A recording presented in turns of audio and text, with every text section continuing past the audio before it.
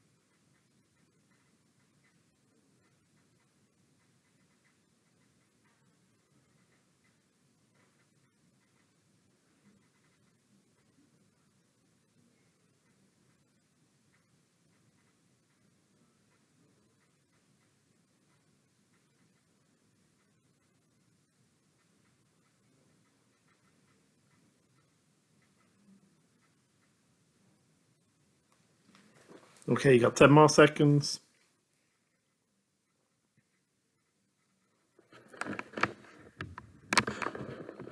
Right, let's see how you did.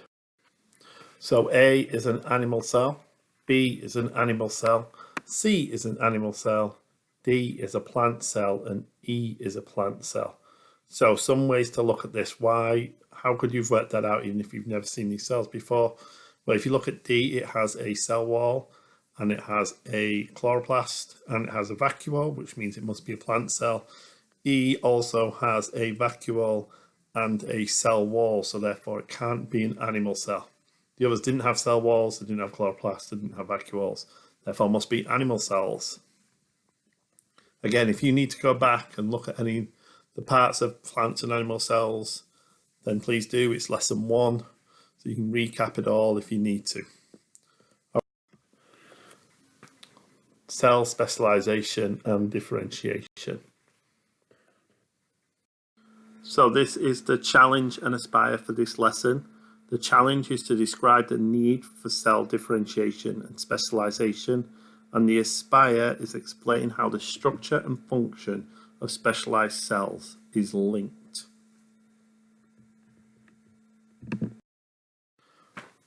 When we talk about cell differentiation, this just means that the cell changes. So you've got to think back to when you've got this original sperm cell and it fertilizes that egg cell.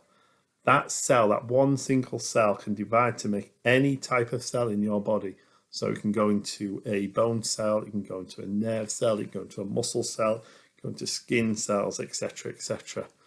And it must be able to do that. Now, around about, once that cell is split four times, once it's gone to that 8 cell stage, something happens within it where they start to specialize. This means that only some cells can turn into or divide and make other cells. So a skin cell now can only turn into a skin cell, a nerve cell can only turn into a nerve cell, etc., etc. So if I chop off my hand for some unknown reason, my hand will not regrow because my cells are specialized. The only thing that will grow is skin cells. Bone cells won't make more bone cells. My skin cells can't make more bone cells. I can't make more nerve cells at all.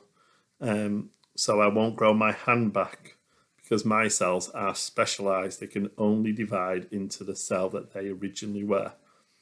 That's not always the case. Obviously, some iguanas, some lizards can lose their tail and they can regrow it. But it is better for us to have these specialized cells because they grow much quicker. So that's the reason why we have cell differentiation and specialization. And that's the first part, that's the challenge done. The big part of this is obviously what you need to know is the different types of cells and how they are adapted. Now, this is the one that is usually used, and it's quite a common question. I've gone through lots of questions, and most of them are to do with the sperm cell, but you need to be aware of all of them, as it said in the specification. Now, if you think back to that first lesson I did with you about the drawing of an animal cell, it's just a round blob with a nucleus in the middle. Just look at how different this sperm cell is. So first off, the easy one is it's got this tail, this flagellum. No other cell in our body, unless it's a bacteria cell that probably shouldn't be there, has a tail. So why does this sperm cell have a tail? It's so it can swim to the egg. It will also have a lot of mitochondria. Why does it have a lot of mitochondria? Well, what does the mitochondria do? It releases energy. That sperm cell is the smallest cell in the human body, and it has to swim a very long way in order to fertilize that egg. So it needs a lot of energy, and the energy is provided by the mitochondria. So that is the part that releases all of the energy. I mean, other bits on this, it's got a nice streamlined shape. At the end of that, where that nucleus is, at the end of the tip, it's got all these enzymes, so it can actually get into the egg cell. But they're the main features of that sperm cell that allow it to get there. If it was just a normal animal cell that we drew at the beginning of this topic, then it would not get very far. So it has to adapt and become specialized so it can get to that egg cell. The other one that sometimes comes up, it's not mentioned on the specification, but this is the more common. This is a more common one that doesn't come up. Is this cilia cell? Now, if you look at this cilia cell, it actually kind of looks like a normal cell, that rectangular shape, but then it's got all these little hairs on top of it. That's the cilia. Now, these are found in your trachea, your windpipe, or in the fallopian tube in a female. That's the part that's connected from the ovaries and to the uterus. And these little hairs like waft anything along. So the point of them being in your trachea is the mucus in your trachea sticks to the bacteria, and the cilia then will waft that mucus and the bacteria out of your trachea into your mouth, so then you can cough it out. In your fallopian tube, or in a female's fallopian tube, it's there to waft the egg from the ovaries down to the uterus, so it can either embed itself or come out later on. So this cilia is for moving things, found in your trachea and found in the fallopian tube. Interestingly, if people smoke, that cilia can get ripped, bent, taken, put in half, and they cannot move mucus out as well as a non-smoker. So they have to cough harder, and that's why smokers get a smoker's cough, because that cilia can't move that mucus. So therefore they have to cough extra hard in order to get rid of all the mucus in their trachea, or that could end up in their lungs. It's also one that's on the specification, the nerve cell, or sometimes called a neuron. Now this nerve cell can go from the back of my head right down to the bottom of my foot. It can be extremely long. It has this thing called an axon, very, very long. You haven't come up to nervous impulses yet, but the more the more nerve cells there are, the more connections to new nerve cells, the slower your reaction would be. So being really long means that electricity actually that travels down the axon can move much faster, rather than stopping and starting in another neuron and then stopping at the end of that one. Lots of small connections or lots of small neurons would be very slow for you. A long neuron would mean that it would go a lot faster. The impulse would go a lot faster than if it was just short all the time. The disadvantage of that then, obviously, is if you cut that axon, if you have an accident whereby your spine breaks some of your neurons, then you can't feel, or your neuron can't fire anymore, and that can affect right down to the bottom of your foot and you become paralyzed. The other thing that's different about this one is it's got these nerve endings and these dendrites, so it can touch lots of other neurons, and allowing those connections means that it can make lots of different pathways. It's actually part of the way you learn, by making lots of different pathways and quicker pathways. So your dendrites allow lots of different pathways for nervous impulses to go. The muscle cell here, plain cell, actually looks quite normal, like you draw probably. The muscle cell is able to contract, so come shorter, and then relax and go larger, and that allows you to move your muscles or move your bones, really. So the fact that that cell can compact itself, it's a very, very complicated process called the sliding filament theory that you learn about in A level.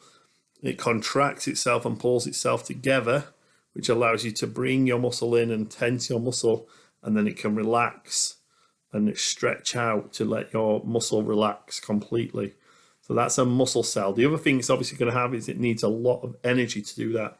So again, this one's going to have lots of mitochondria in it. Right, they are the animal cells. I wanted to break this up a little bit for you. There was 3 or 4 there that you need to know about. So we'll break this lesson up, go onto your Google quiz and answer the first couple of questions on the animal cells, and the animal cells only. Don't worry about the plant cells, we'll come on to them later. I will give you 4 minutes to complete them. Off you go.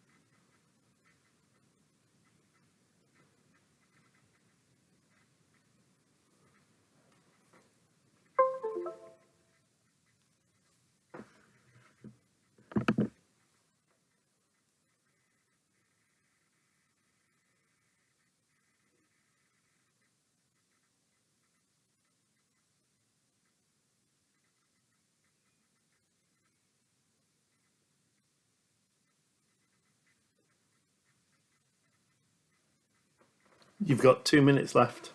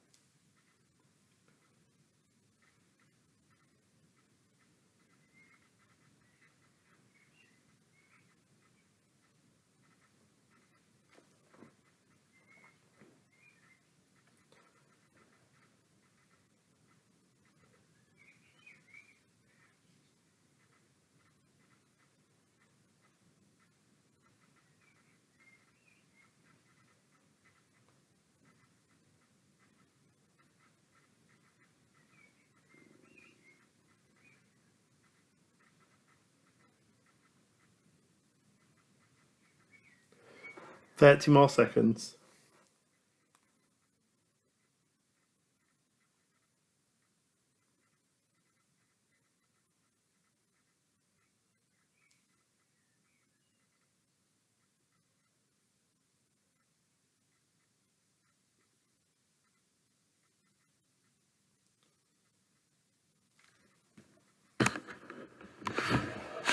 Right, on to animal cells.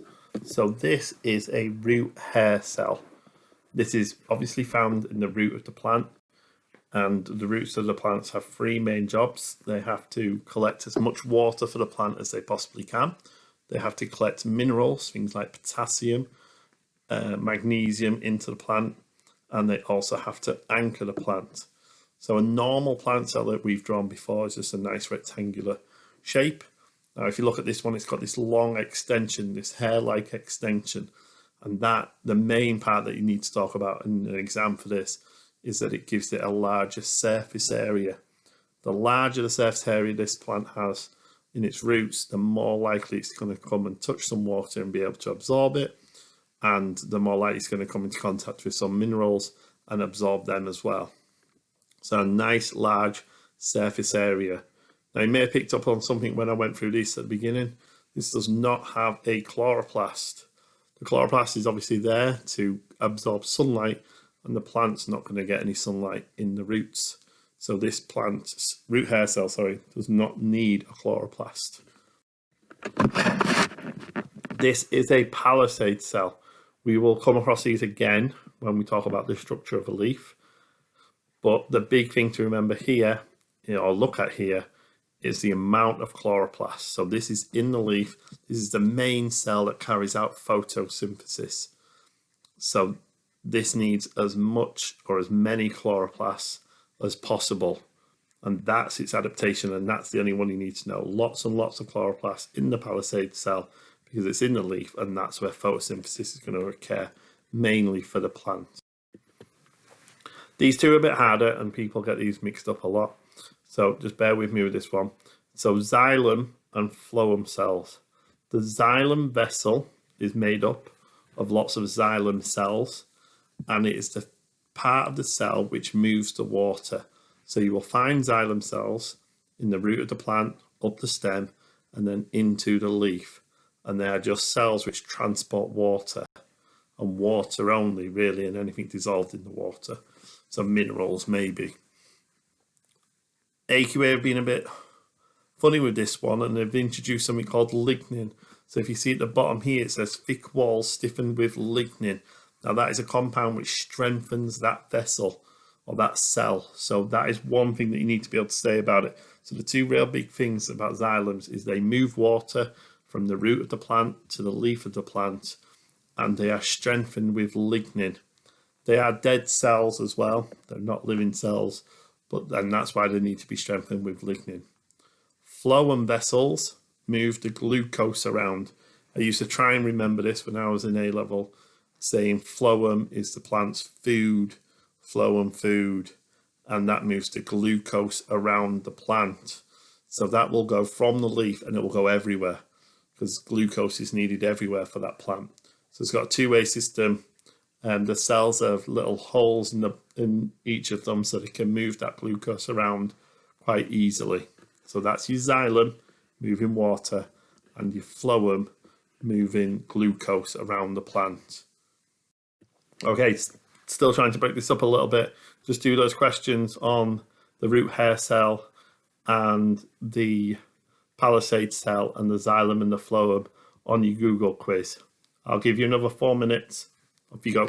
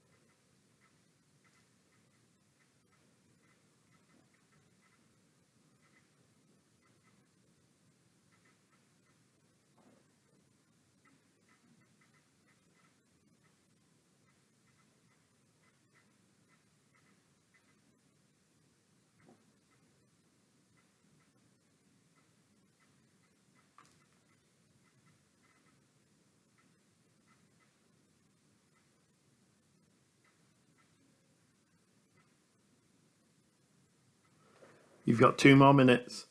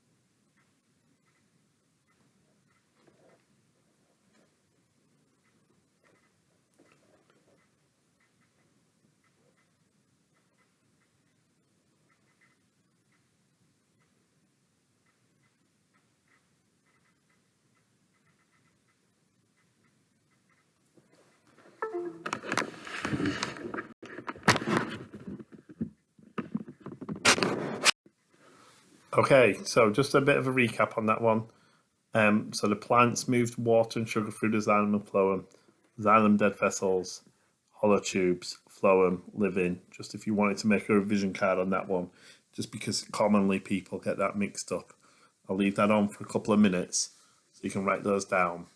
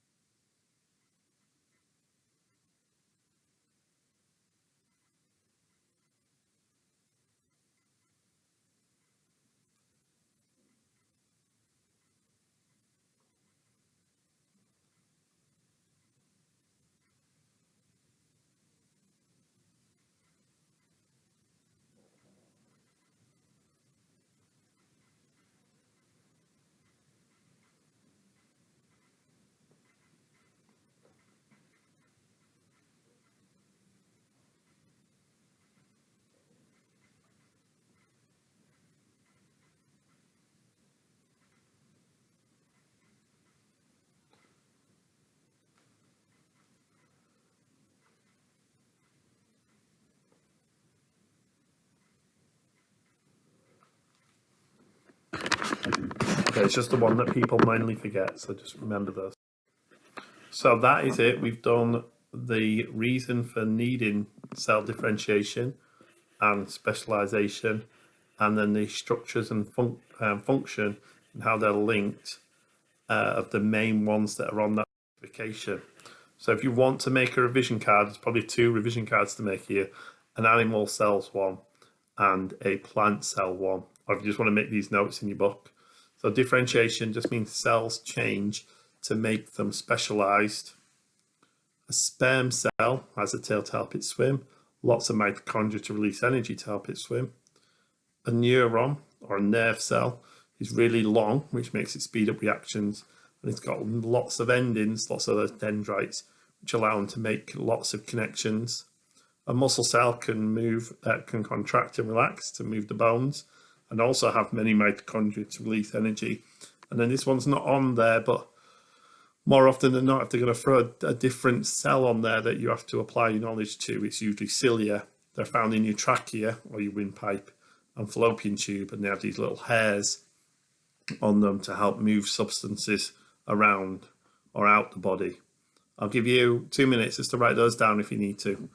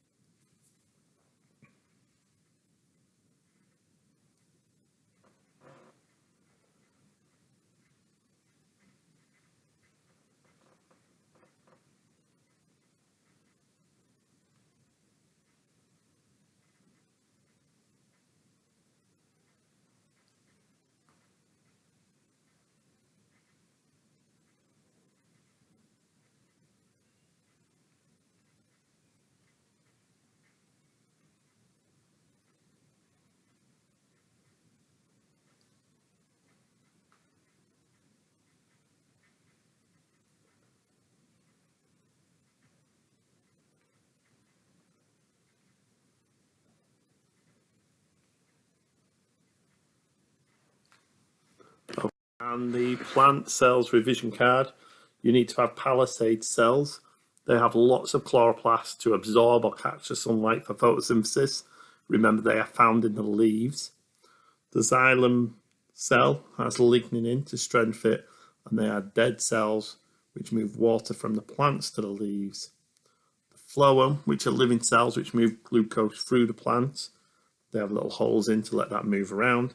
And then the root hair cells, the long, thin hair structures, increase the surface area to absorb more water and more minerals.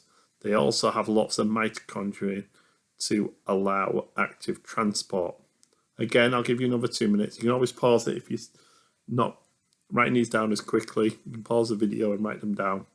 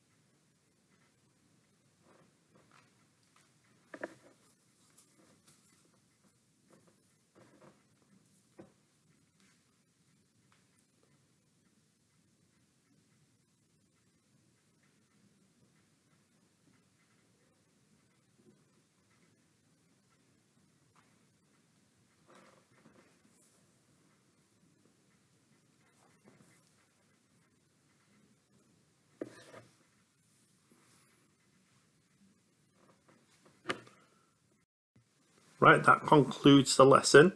There is an exam question. So the Google Doc is a group of exam questions which use the knowledge that you've learned in this lesson. If you want to get those typed up, or you could print them off and try them and stick them in your book and pass them to your teacher for marking, then please do so. So you can pause the video or finish the video now and try that Google Doc. Well done.